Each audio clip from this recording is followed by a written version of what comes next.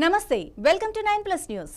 Krishnalanka rowdy sheeter గాది సాయి కృష్ణ అదృశ్యం case విజయవాడలో కలకలం సృష్టిస్తోంది. ఈ కేసులో ఆంధ్రప్రదేశ్ హైకోర్టు తీవ్ర ఆగ్రహం కూడా వ్యక్తం చేస్తుంది.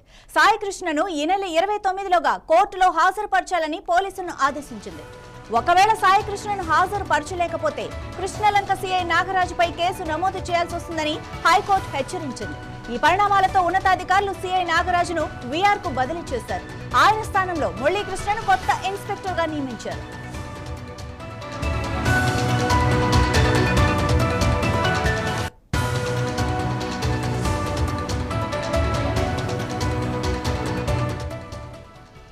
గాది సాయి కృష్ణ మే 10, 2026 నుంచి కనిపించడం లేదు. ఆయన ఆచూకీ ఇప్పటికీ లభ్యం కాలేదు. సాయి కృష్ణ తల్లి విజయలక్ష్మి హైకోర్టులో హెబియస్ కార్పస్ పిటిషన్ దాఖలు చేశారు. ఇక కృష్ణలంక పోలీసులు తన కొడుకును మే 9, 2026న మార్కాపురం నుంచి అదుపులోకి తీసుకున్నారని, అప్పటి నుంచి సాయి కృష్ణ కనిపించడం లేదని ఆమె ఆరోపిస్తున్నారు. పోలీసులు తన కొడుకును హింసించి చంపేశారని కూడా ఆమె అనుమానం వ్యక్తం చేశారు. కృష్ణలంక పోలీస్ స్టేషన్ పరిధిలో సాయి కృష్ణపై 22కు పైగా క్రిమినల్ కేసులు నమోదై ఉన్నాయి.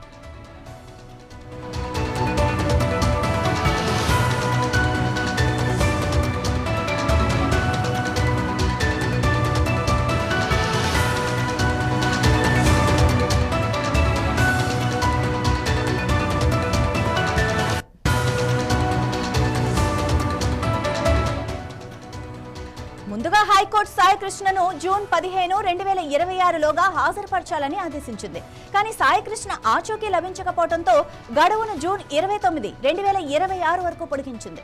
ఈ కేసులో పోలీసులు సాయి కృష్ణ కోసం ప్రత్యేక బృందాలను ఏర్పాటు చేసి గాలిస్తున్నట్లు హైకోర్టుకు నివేదించారు. విజయవాడ పోలీస్ కమిషనర్ శేఖర్ బాబు ఈ కేసును సీరియస్ గా తీసుకున్నారు. సీఐ నాగరాజు బదిలీ, కొత్త అధికారి నియామకం వంటి పరిణామాలు ఇప్పుడు ఈ కేసులో మరింత ఆసక్తిని రేపుతున్నాయి.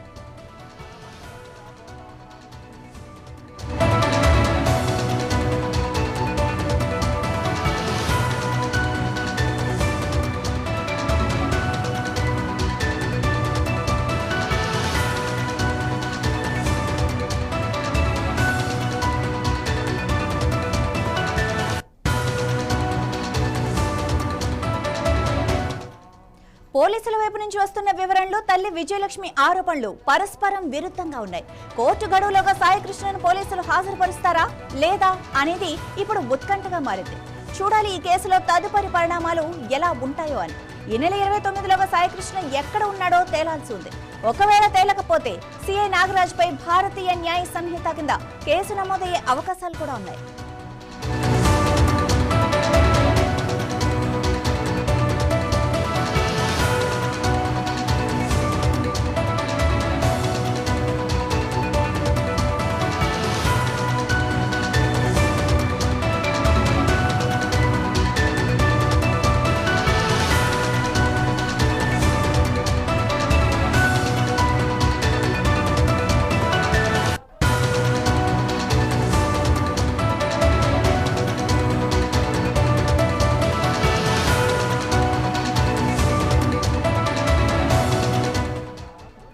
ఈ కేసులో ప్రతి అప్డేట్ ని మీకు ఎప్పటికప్పుడు అందిస్తూనే ఉంటాం. ఇక విజయవాడలో సంచలనం సృష్టిస్తున్న ఈ కేసులో నిజాలు బయటపడతాయని మనంతా ఆశిద్దాం.